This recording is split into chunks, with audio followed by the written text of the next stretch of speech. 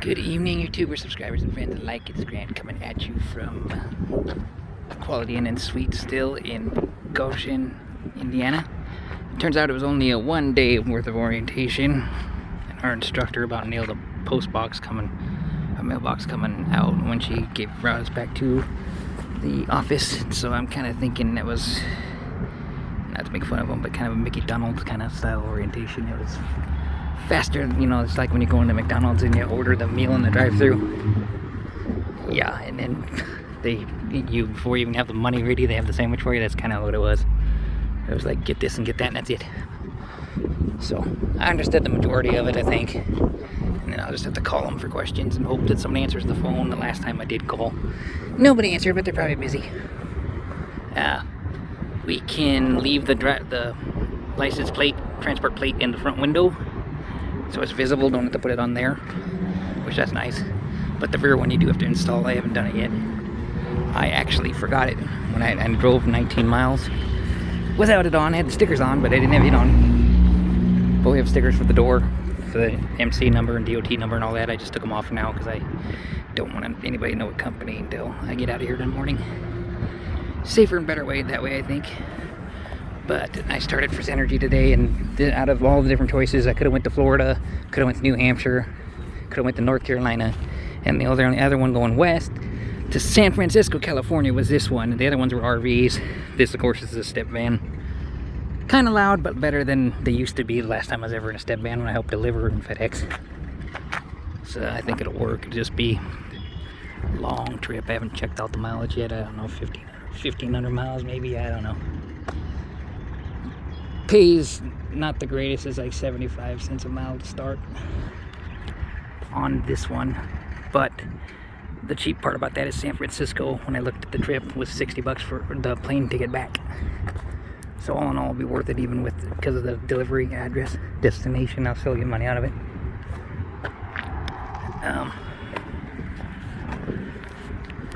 So I could, if I remember where I put my keys. I didn't lock my keys in there. Ooh, second I thought I locked the keys in there. I hate to get overexcited, but that's because I didn't plan on driving until tomorrow. And the downside is you do have to do logs, the e-logs, and you do have to go on the scale for anything that you drive. For Synergy. So, but they said most of the time they wave you on anyway, but Synergy happens to have a low driver log rating right now, so they will probably at least check your logs, they said, before they send you out, because it'll flag because of their MC number. But it's your basic generic thing. I don't even know if that's still locked from earlier. There's nothing in there but open box. Perfect stealth van if you were gonna buy this to live in a local city and not, drive around and travel around the world with it, because I'm sure you don't get the best mileage. Cost $99 to fill this up from where the factory had it at almost zero. Basically 99 bucks a shot. And I get to figure out tomorrow how much the fuel mileage is, how many miles I can go each time. And because I'm doing logs, I'm not going to do over 500 miles in a day. It's just not worth pushing it. I have the time in the world to do it. I got to call the dealership tomorrow and tell them I'm headed out with it.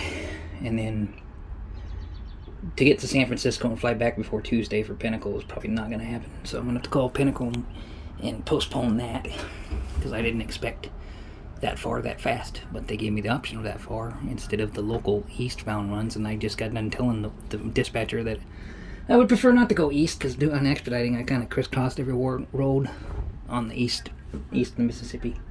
Therefore I'd like to do the westbound road runs if at all possible, even out to Iowa or Nebraska or Oklahoma or anywhere, somewhere new. So we'll see how it goes. There's lots of these rounds if I'm willing to do, a step van. A lot. And other drivers are not, because they're loud and whatever. But I get, you get used to it. It's not any worse than a box truck. But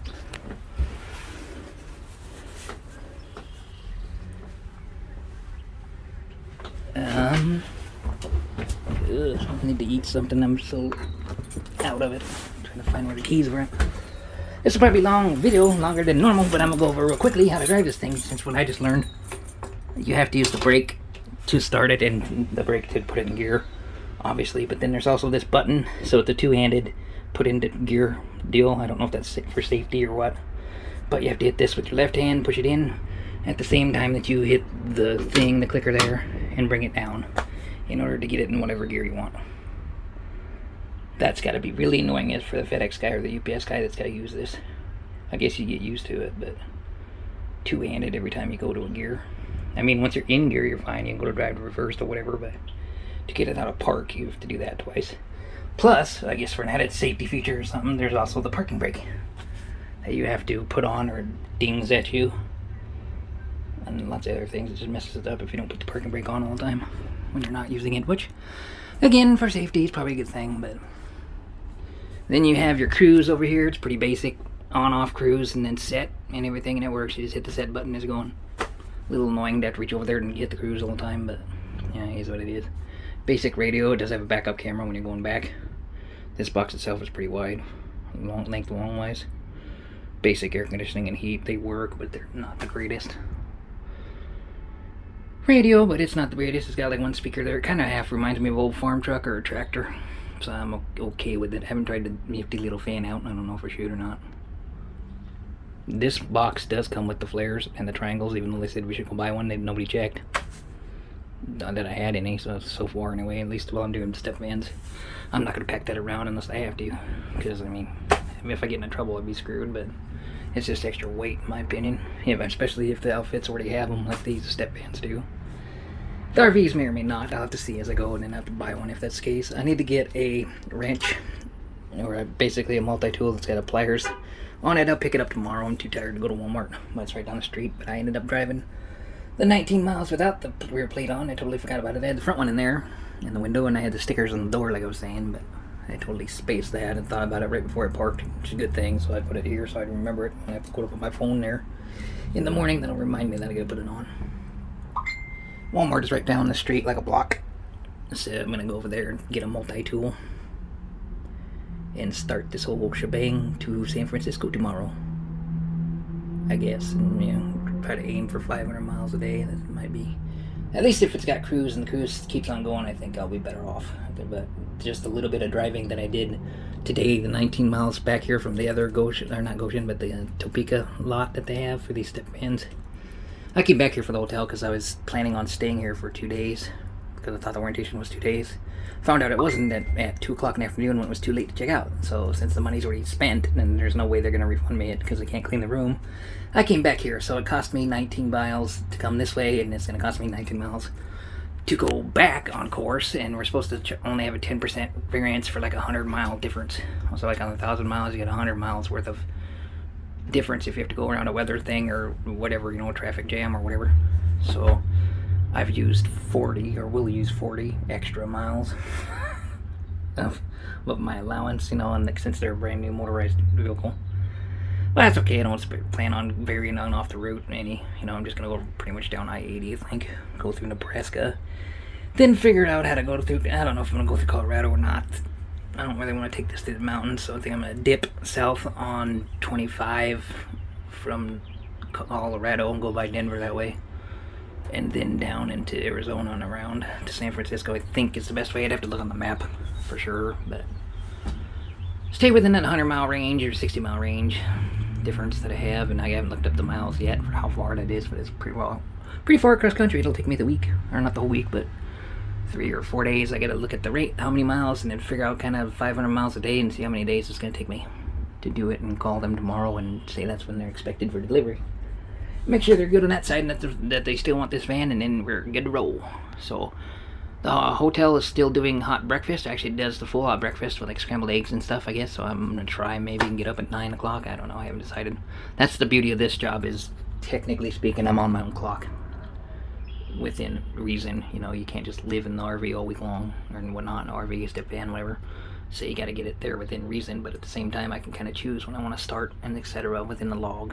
I have to run e-logs, but the way I'm going to run, it's never going to be a problem for me anyway, because I'm not going to get anywhere near the hours. You know, everybody else around here has a house to pay for and bills and everything. Me, I just have my food and stuff, and so, you know, this one trip is going to take care of the time frame to go there and the transportation back, and hopefully get a little bit of profit off of it after they take all their stuff out. For a few trips, it's gonna be for a couple months worth until they get that escrow built up.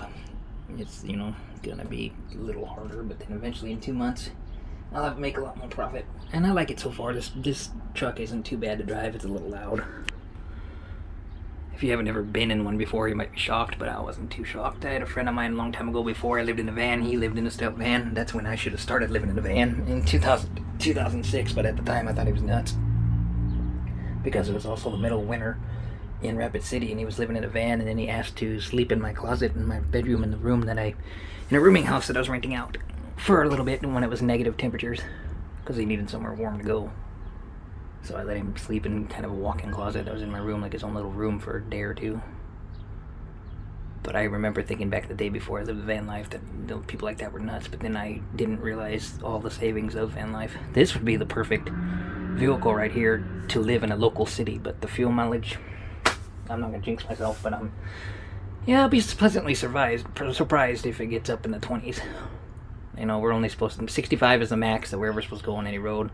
But, you know, I figure 60 or 62 is probably the sweet spot in any outfit. So I'm just going to set the cruise for around that and go. Let everybody get mad at me and do their thing. You know, everybody, all the other four-wheelers, and sometimes even the trucks are just busy. That's the way everybody lives their life, you know, too busy to actually live their life and enjoy it. You know, I'm just going to take it 60 mile an hour and enjoy the sights. I do have to do the e-logs. Every time I stop, I got to put either that I went completely off duty if I'm going to nap or to go eat, or if I'm feeling up or doing anything work related, like walking around checking the van and stuff like that, I gotta put it on duty, not driving. So the logs are pretty basic though. They're only half as much as what the truck driver's gotta do, but you do still gotta watch that 70 hours in a work week in an 8-hour to 8-day period. That one could catch people, but like I say, I don't think it's ever going to catch me, because I just don't see myself driving that much. You know, especially if I get longer trips like this, that might take 3 days, I don't know, like 3-4 days, depending on what they want me to get there by. And stuff, and I have to look on that. If I do that, then I'm probably just going to take the other 3 days of the week off. Yeah, roughly. And then the other thing about it is if you come back to Goshen, and you're here for 10 hours, you don't have to claim any of your travel time back. You can put that on off duty the entire time back.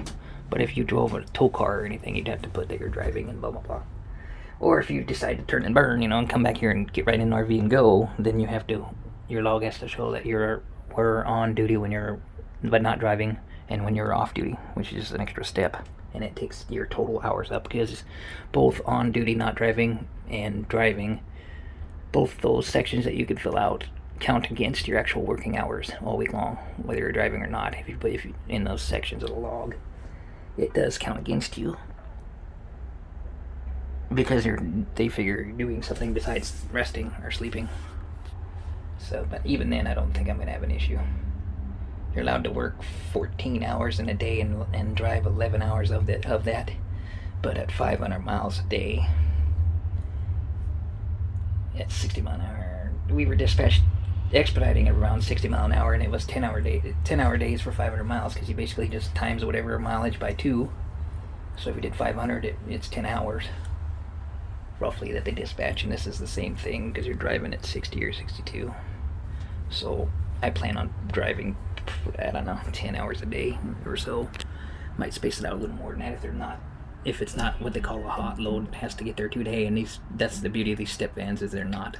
I could technically take all week if I wanted to get there for step vans, because they're not something that they need right off the bat. They're usually back ordered 2 or 3 weeks. So, but they don't want you to take it more than a week, obviously. And I'm gonna try to go there in 4 days worth, give or take. I'm just happy to have cruise control to figure that out, because without that I was going to be like, I don't think I can do this, because that was one hell of a heavy gas pedal. You're fighting this baby. You can tell you're in the truck. My foot is sore already in just 19 miles. And I used a little bit on cruise, but like I say, these narrow Indiana roads with all the horses and buggies, and half the people on that road were on foot. They're there, and there's signs that were saying no semi-trucks and everything. It's a pretty narrow road with no shoulders or nothing, and I tried to switch to a different road to come back to be a little better, and it ended up being a little bit better, but not much. Starting to get sore throat. I was around 6 people today without a mask. But it might just be my throat's dry. I don't know. But I don't know what's going on with that. Hopefully it's nothing more than a local cold. Nobody looked like they had any kind of symptoms of COVID or anything today, but my throat's starting to hurt, which is weird. If that gets any worse, especially breathing wise and whatnot, then I'm, have an issue and have to get checked and yada yada. But I'm gonna keep an eye on it because I already know what pneumonia and all that feels like. So I don't think it'll be anything big, but my throat is sore. Maybe from all the talking we did today. I don't know. Maybe I don't talk that much. I don't know. But anyway, that's pretty much it of this video. It's getting long enough. Like and subscribe, leave comments, and we'll catch you on the flip. Peace.